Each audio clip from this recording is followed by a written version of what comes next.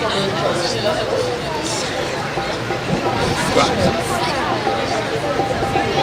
of God, thy children call, grant us thy peace and bless us all.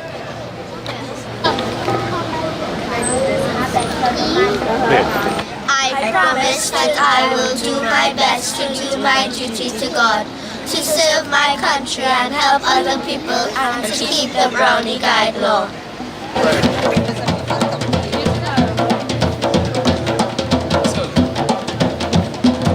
Dance! You want little dance?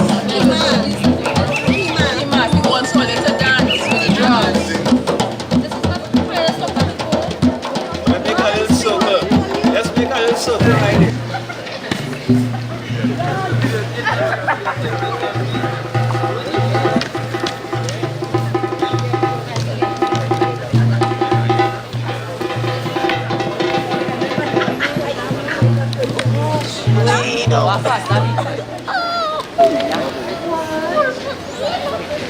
Kong sir. Sir, how you doing? At your service. At your service. Scoreboard in the house. Tams boy. Alright. Mr. Clifton. Straight from Togo.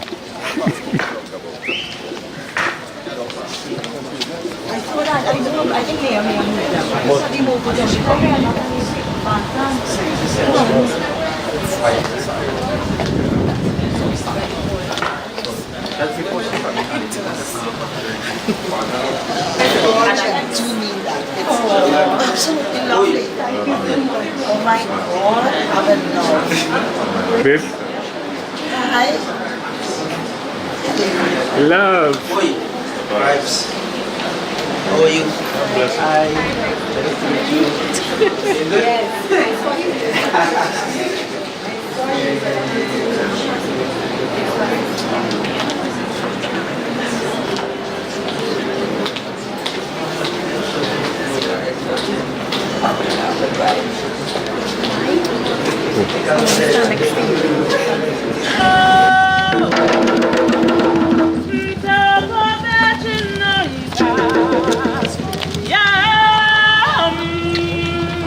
These bright lights.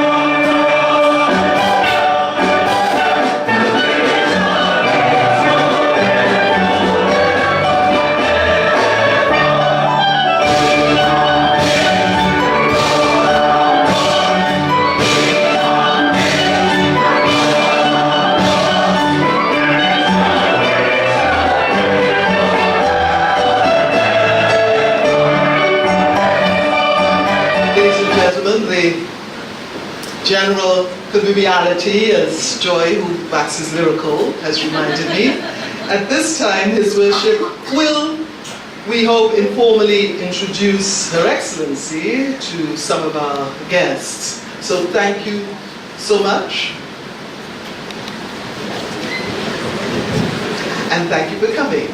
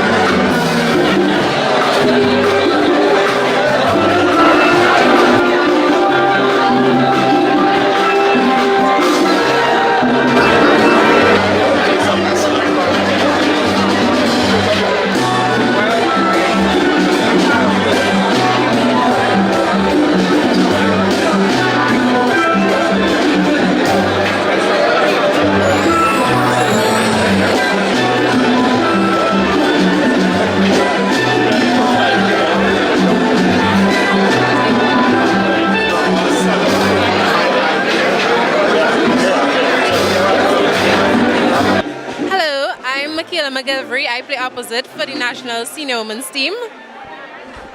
Hi, my name is Crystal Esdell, and I also play opposite for the senior women's team of Trinidad and Tobago. Hello, my name is Shanae Jack, and I'm a middle blocker for Trinidad and Tobago. Hi, I'm Afia Alexander, and I'm the outside hitter for Trinidad and Tobago. Hello, I'm Shannon Thompson, and I'm an outside spiker for the Trinidad and Tobago Senior Women's Volleyball Team. And as you've heard, we are representatives of the Trinidad and Tobago Senior Women's Volleyball Team. We just completed the CST tournament in Colombia, where we placed 5th. And for the first time, we are making waves for Trinidad and Tobago as we beat Cuba for the first time in history, any English-speaking Caribbean country to ever beat Cuba. We placed first for the 8th consecutive time in the Caribbean Volleyball Championships that was held in Suriname this year. And for the first time in history, we qualified for the World Grand Prix last year. And this year, for the first time in history, once again, we qualified for the World Championships, which will be held in Japan. So it's a pleasure to represent you. It's a pleasure to wear the red, white, and black. It's a pleasure to fight for our country, and we hope to continue to make us proud. Thank you.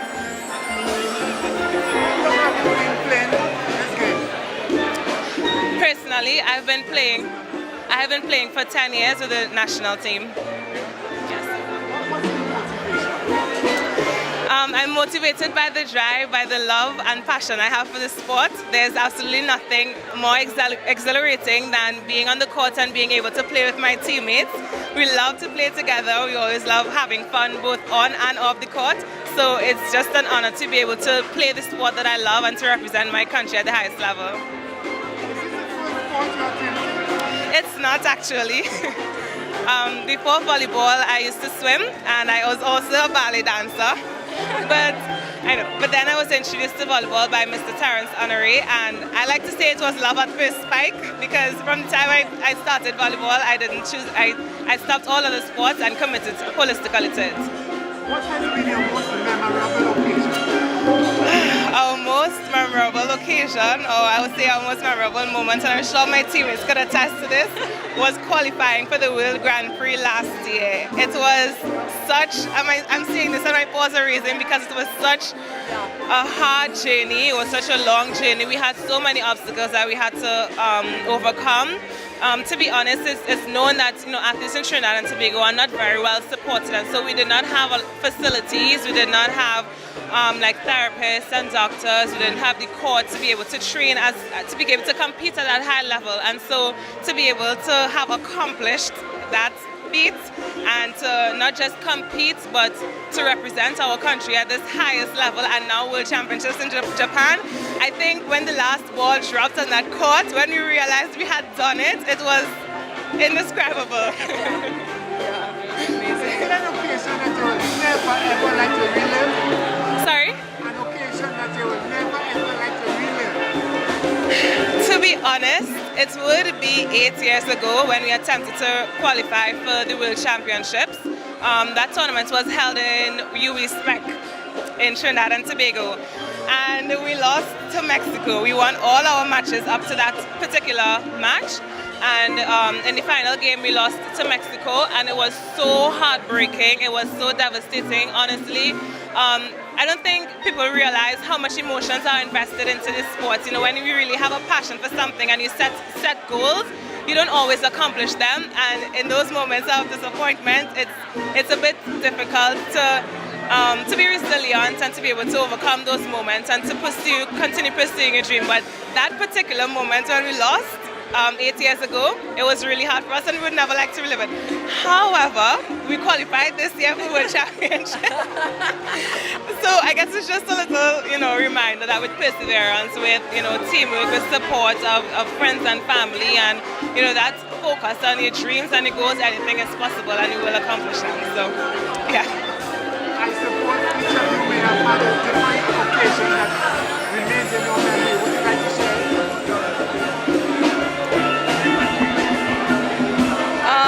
My occasion was this year when we participated in CAC. For the first time, we won our battle against Cuba. 3-0.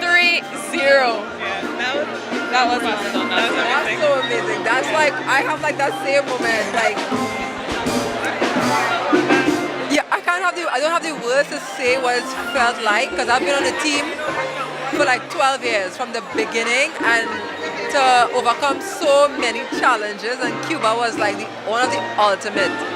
And now one moment is qualifying in Japan to play in Japan. That's like, we don't want to wake up from that.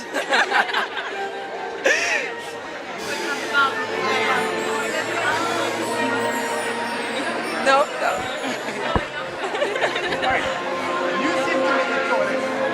Yes, I am. Well, yes, it does. When it comes to block, right now my goal is to have all monster blocks in every tournament I play. But it's fair play, honestly. Many young ladies climbing on the block, and they don't seem to be looking involved in anything. If you had to send a message to them, what would it be?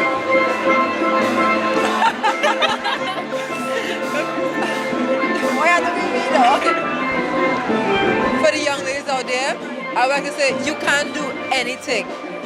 Anything is possible. Whatever you dream, it can happen. It will happen once you dream it and believe it can happen. Nothing can keep you down but yourself. We have proven time and time again that nothing stops us, and we are living our dream. Playing internationally, playing for our country, traveling the world, meeting new friends, new people. We are living our dreams. So they can do anything they set their minds to.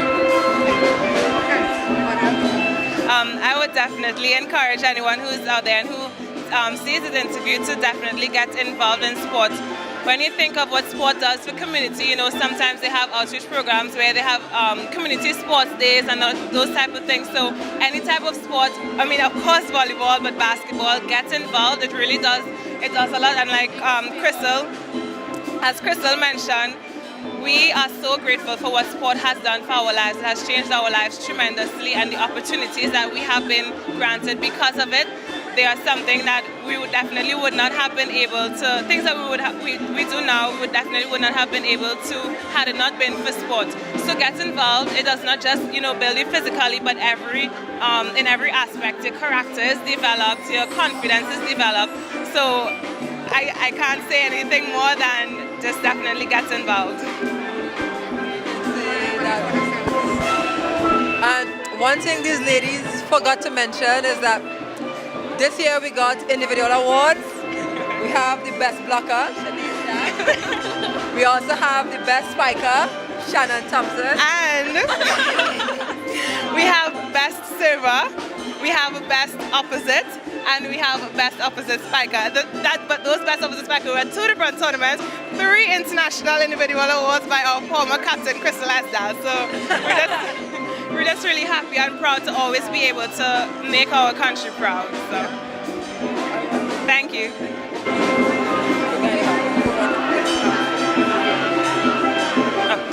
In addition, we are just so very grateful to the coaching staff, our head coach, Francisco Cruz Jimenez, also known as Panchi, Nicholson Drakes, our manager, Suzanne Pear, you know, our physiotherapist, Kiva. We're just so grateful to the staff for always supporting us, for always being with us, for encouraging us, especially in down moments, and for always helping us to believe in our dreams. So we thank you immensely. Hi, I'm Mark Honoré. I'm a member of the national men's volleyball team of Trinidad and Tobago. I've been a member of the national team for about 15 years, and currently I play overseas in Portugal professionally. My name of my team is Benfica Volleyball Team, and I'm currently representing Trinidad and Tobago the CAC Games in Colombia, and next week at the CVC Championships, the Caribbean Volleyball Championships. We have a relatively young team, but as the years go by, we continue to add members, and it's a wonderful experience to represent the country of Trinidad and Tobago.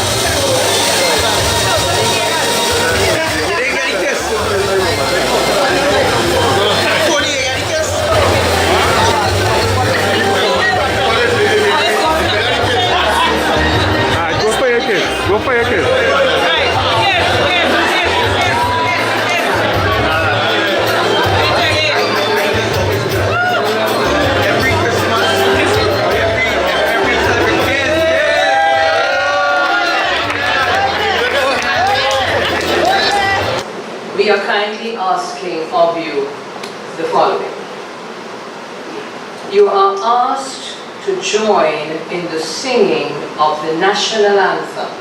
The national anthem will be led by Skiffle Steel Orchestra, Caribbean Airlines Skiffle Steel Orchestra, and the Southern Air School.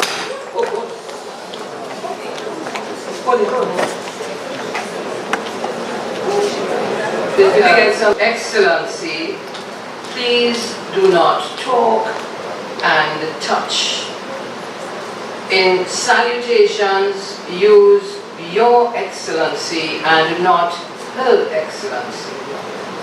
Her Excellency should not be photographed while eating or drinking, especially drinking or with a glass in hand. This should be discreetly taken away, and this will be done by His Worship's aid. And if photographs are to be taken during cocktails, you will refrain from taking photographs, as I said before, while she has a glass in hand. Selfies with Her Excellency should be discouraged. She may graciously consent, but it is not the optimum situation. In the event of an emergency, you will be directed to the exit to my left and the exit to my right. Please all assemble in the area of the bandstand, that's the muster point, and await further instructions. Thank you very much.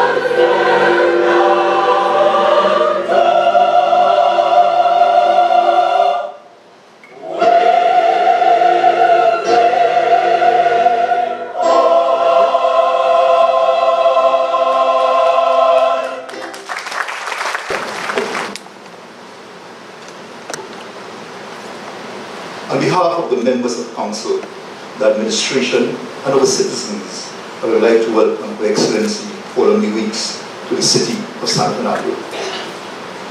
As this is your first official visit, we thank you for allocating part of the historic schedule to the begin the necessary steps for strengthening your relationship with what is arguably a city that will lead the next evolution of Trinidad and Tobago.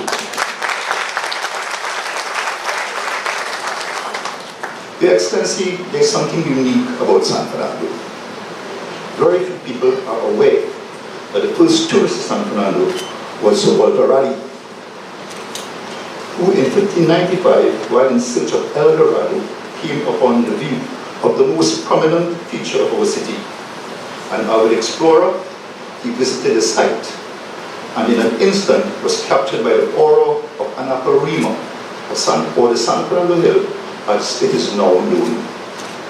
Established as a town in 1792 by the Spanish governor Jose Maria Chacon and named San Fernando after Fernando, the infant prince and heir to the Spanish throne.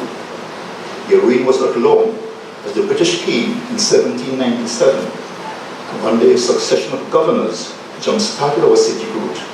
However, it was the influence of Lord George Harris, who the promenade is named after, and who donated the space to the city in 1846, followed by grants of crown lands for the development of public buildings such as the churches, schools, police station, magistrate court, hospital, and our own city hall. Lord Harris can be considered as the man responsible for the colonization of the Pitch Lake, the construction of a roadway between San Fernando and the Orucucha environs, the railway from San Fernando to the various sugar estates for the transportation of sugarcane and the byproducts. In 1853, San Fernando got its first mayor in Robert Johnstone, who lived on top of a hill opposite Grand School, now known as Johnstone Street. In 1874, the foundation stone was laid for St. Paul's Anglican Church at Harris Promenade. In 1884 was a significant year, as it was the year of the Jose riots, as well as the Canbury riots, which occurred on Carnival Tuesday night at the corner of Coffee Street and Lower Hillside, when the police at the time attempted to stop the revelers. That was 150 years ago. Sometimes history repeats itself. The 233 years that San Fernando has been established earned us the right to be recognized as an incubator for greatness. Madam President, I'm certain you're aware of the numerous scholarships winners from the schools in San Fernando. However, our students also excel in sport and the arts. The evidence of the potential of our citizens, present and future, is firmly supported by the titans of the past, who has hoisted all San Fernandians on their shoulders through their national and global achievements. In medicine, we have Dr. Rupert Indaro, a pioneer in the field of oncology.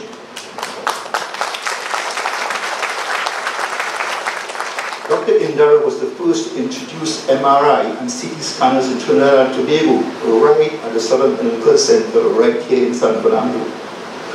Mr. Noor Hassan Ali, Professor Max Richards, Mr. Gerard Montano, Mr. Elmer Javier, and of course, Mr. Patrick Manning are outstanding politicians who reshaped the landscape of Trinidad and Tobago.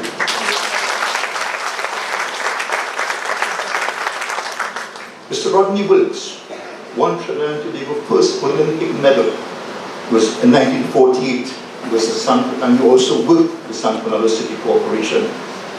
Of course, Mr. Hazel Crawford, who owned our first Olympic gold medal in 1976, was also a San Fernandian. Another notable San Fernandian of international repute is Sir Trevor MacDonald, who was recognized and honored by the Queen of England as keeper of the English language for his work as a presenter at the BBC and ITV. Casaubon, the artist whose work gave insight into the history of our nation and cornerstones of our cultural identity, lived in the small village of Current. The Roaring Lion was born on Coffee Street, and Black Stallion was born near the Library Corner. These two influential San Fernandians made profound contributions to the Calypso art form. Music bands such as the Dutchy Brothers, Ansurat, and Wacky Watkins put the Southern flag with pride. The singing talents of the Southern Air Choir, led by Miss Joyce Caesar, who performs here tonight, has distinguished themselves as one of the premier choirs in Trinidad and Tobago.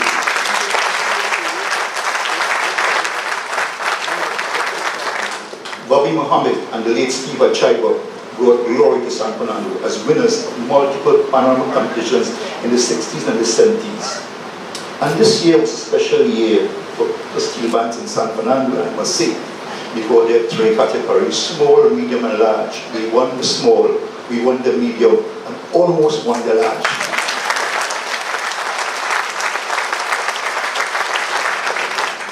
This, ladies and gentlemen, is not a matter of boasting, but simply one of fact.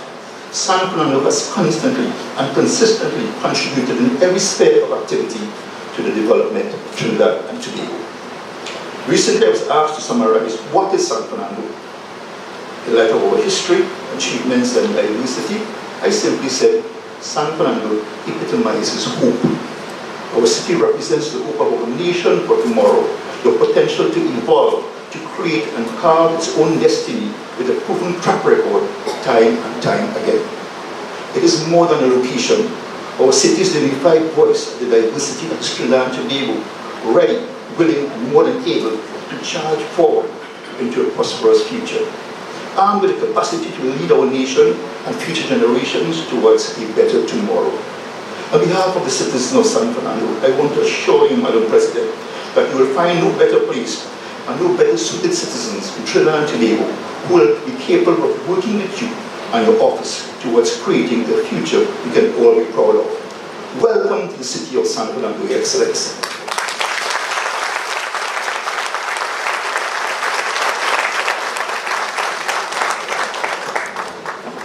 Thank you very much, Your Worship. Of hope. It speaks of a world in times of great trial. The themes, declaration, righteousness, unity, and worship reflect, Your Excellency, a part of your journey with Trinidad and Tobago. And the choir sings of your ascension as a year of jubilee and salvation, embodying those themes. Days of Elijah by the Southerners Choir.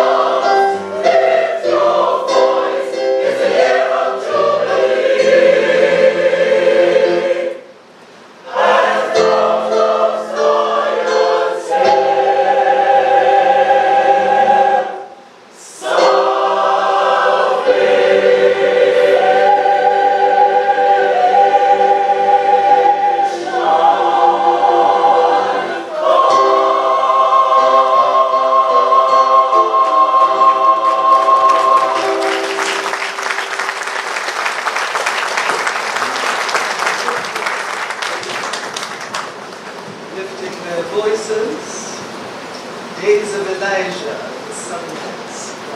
We have the great privilege of having Her Excellency Paula Mae Weeks in our presence this evening.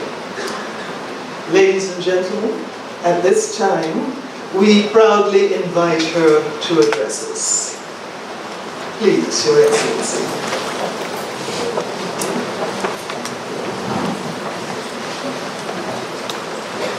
The Honorable Randall Mitchell, Minister of Tourism and Member of Parliament for San Fernando East.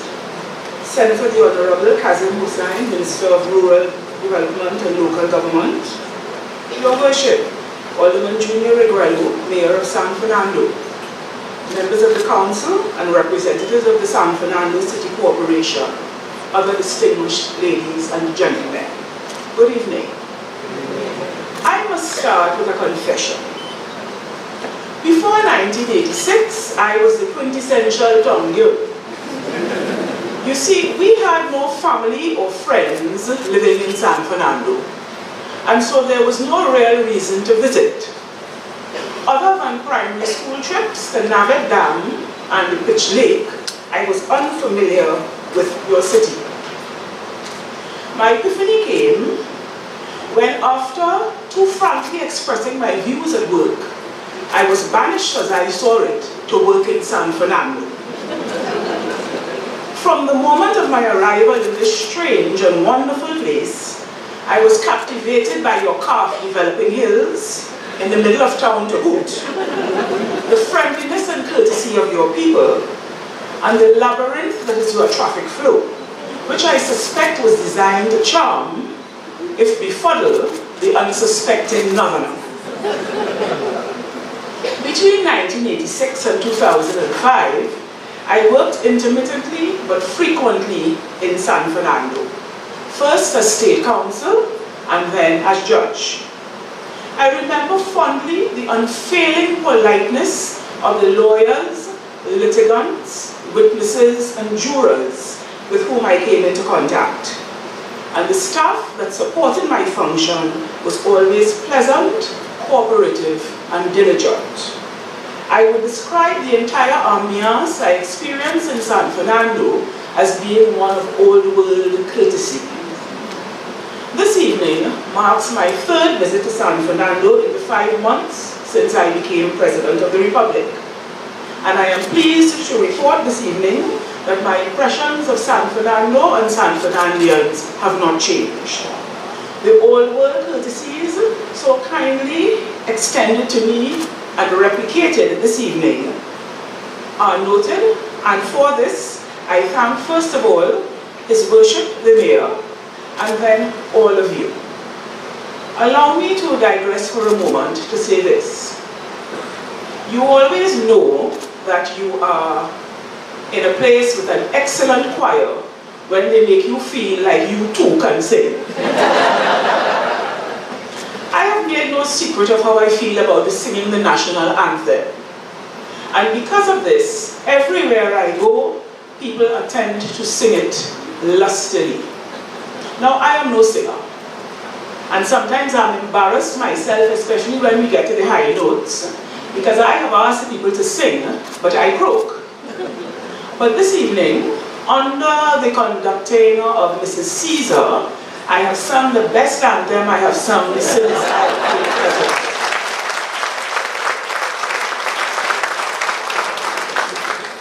Now, in his gracious letter of invitation, His Worship asked me to deliver, and I quote, a short speech on matters of interest. He didn't say of interest to whom. And so I began composing something that spoke about good books, the technicalities of orchid cultivation, and the thrill of ballroom dancing. Then I said to myself, there's probably some code in those words. So after deep thought, I concluded that the Mayor was telling me to keep what I would have to say brief, topical, relevant, and of interest to you. Now, this is the second most populous city in Trinidad and Tobago after Chaguanas. And the Mayor says, yes,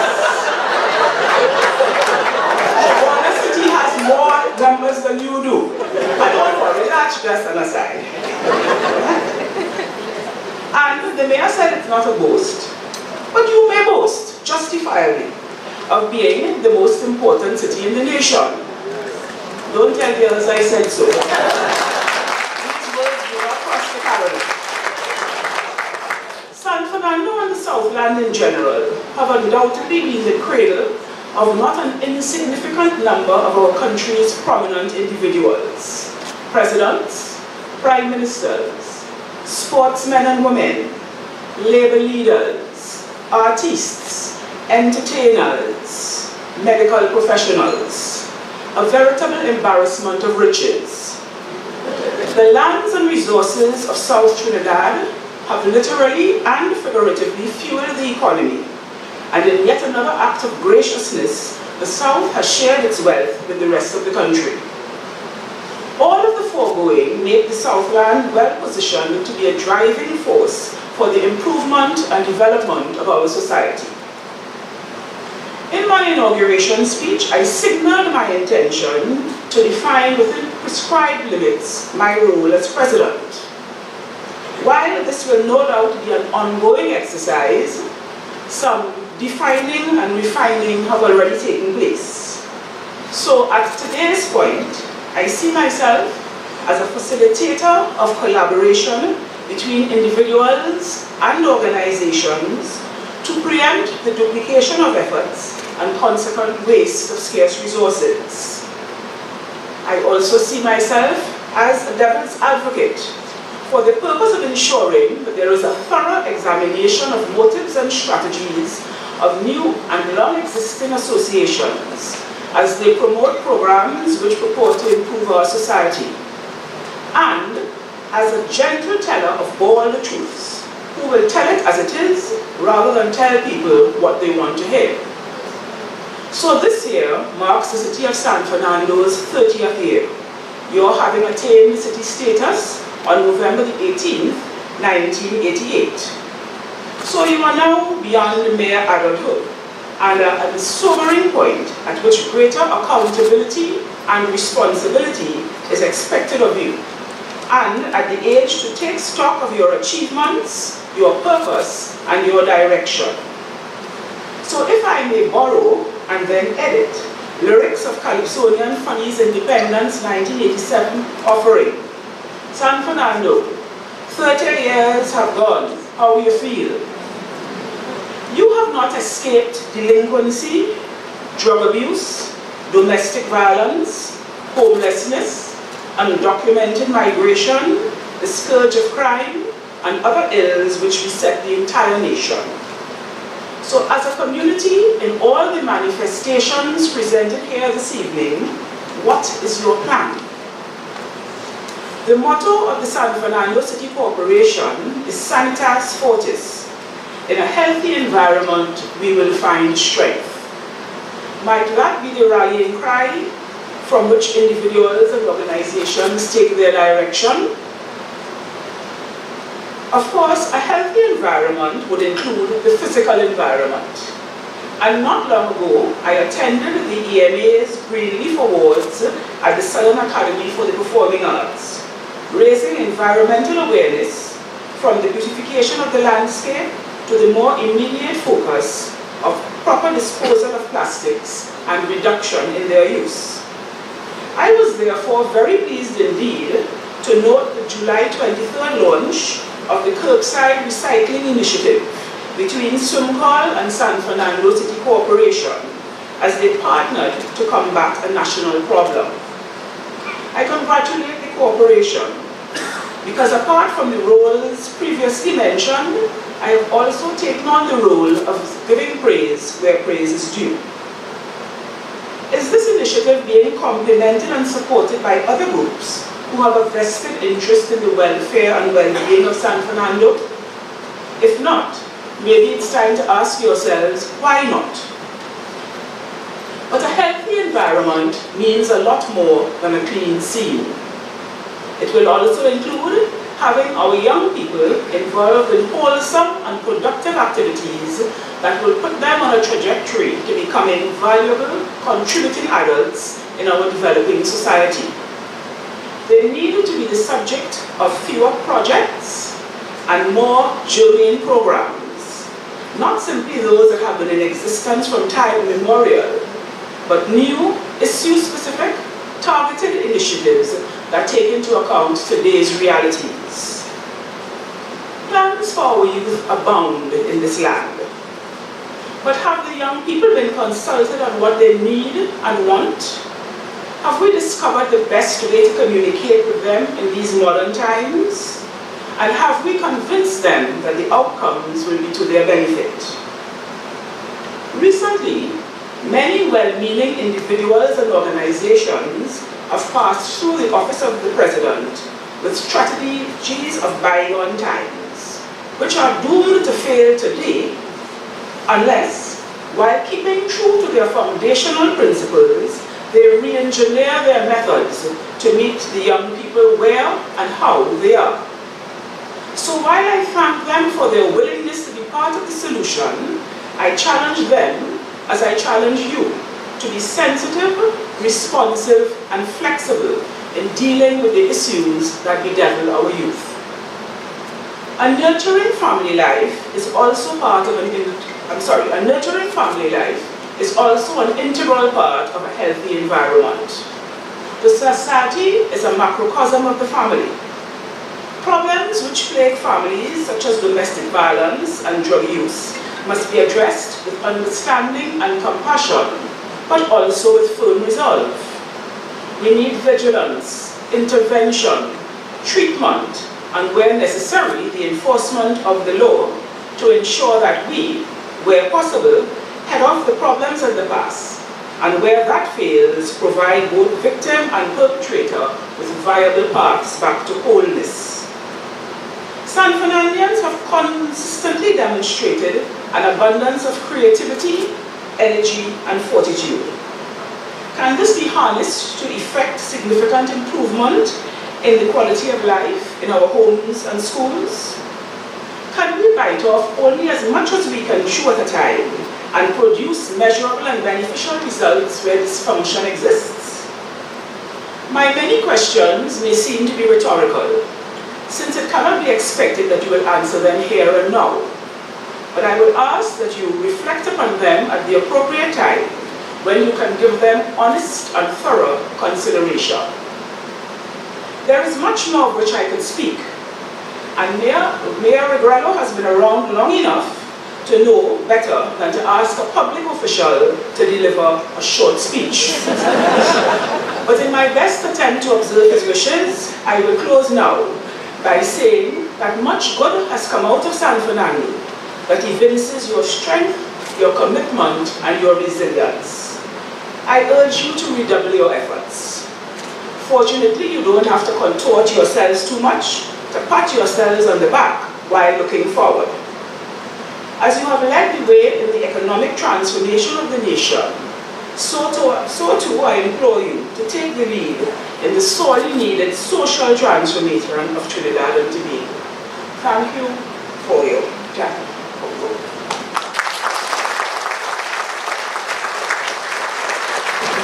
Thank you very much, Your Excellency. I, for one, would still love to hear about growing orchids and ballroom dancing, and that reminds me of our great San Fernandian, Eugene Joseph.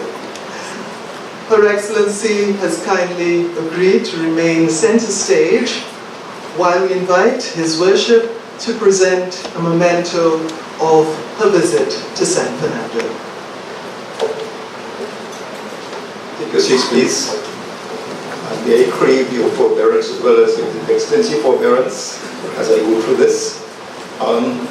Last week we had another distinguished person here with us, David Rodder, and we had to give him a gift. And we couldn't decide what to give David. So we went up to San Fernando Hill and selected a stone that represents San Fernando Hill, and had it well mounted and varnished. And when we gave it to David, David was so happy, he was excited, he said, you know, at the top of his cabinet, his collection, because it means so much to him. So we got this very distinguished lady, and council members had to decide what we're going to give this lady, who I suspect will have everything that she needs. And then somebody said she will love the orchid, love that, give her an orchid flower, orchid plant, can't do that. So we came up with this permit me to read. This is the artist's note. It's called Moon Over Anaparima. It's an 18-karat gold and sterling silver pin with ebony, mother of pearl, abalone shell, and diamonds. And let me describe it. In this piece, the designer pays tribute to that which was and still is a proud feature of the San Fernando landscape. The San Fernando Hill, called the Anaparima by the Amerindians, or Single Hill, is the highest point of the Anaparima plain. When the moon rises behind the 200 meters high hill, the citizens of San Fernando are treated to a beautiful sight which the spin attempts to capture. In this piece, the hill is represented by carved ebony and the moon by a moonstone, cabochon, set in 18-karat gold, superimposed on a disc of abalone shell. The moon is held aloft by a beam of carved mother of pearl. In the foreground, a vista of the moonlight hill, which is seen through a foreground of finely pierced 18-karat gold. The crest of the hill is embellished with small diamonds and 18-karat gold granulation. It's a piece by Julian Bishop.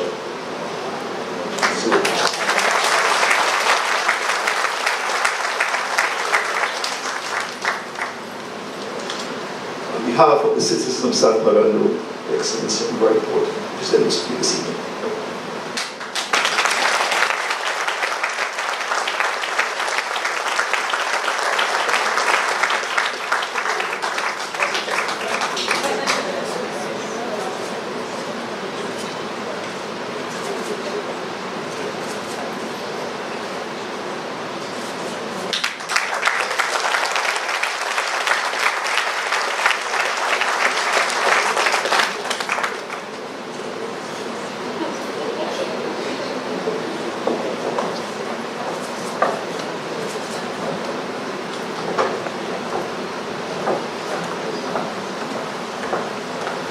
Thank you very much, Your Worship. This is telling that there is little light in each of us that makes us special. San Fernando pays tribute this evening to a special light committed to helping others, a light of fairness, a light ensuring that justice and freedom are preserved, a light that is guided by the hand of God.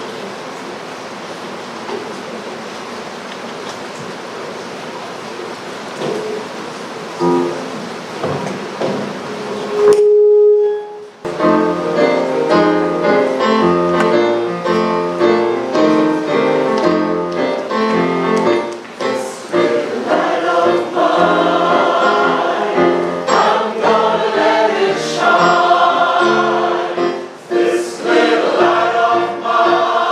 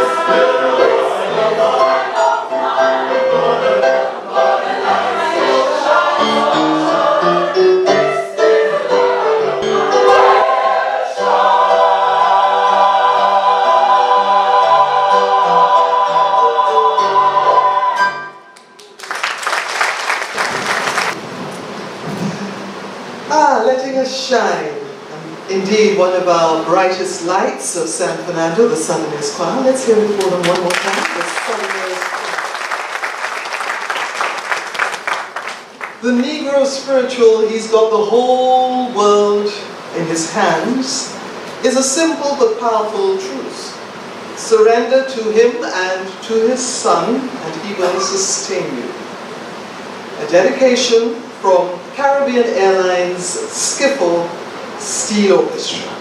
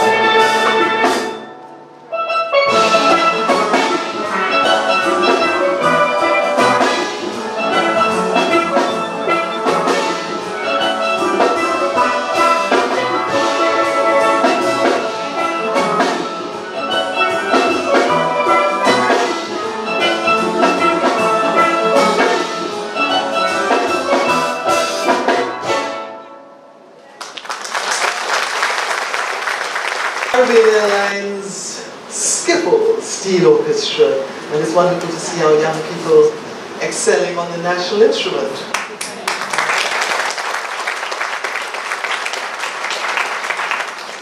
The exuberance and greatness of the Hallelujah Chorus from Handel's oratorio, The Messiah. And that will be our closing item as part of this evening's tribute to Her Excellency. As is tradition, we'll all stand.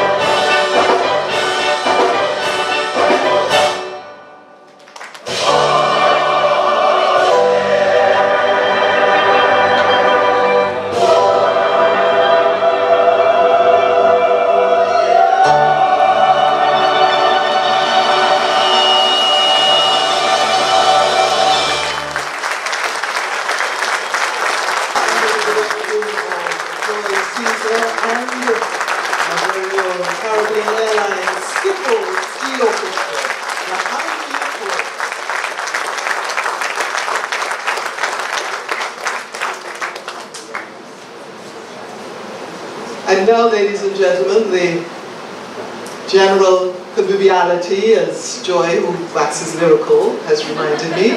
At this time, His Worship will, we hope, informally introduce Her Excellency to some of our guests. So thank you so much.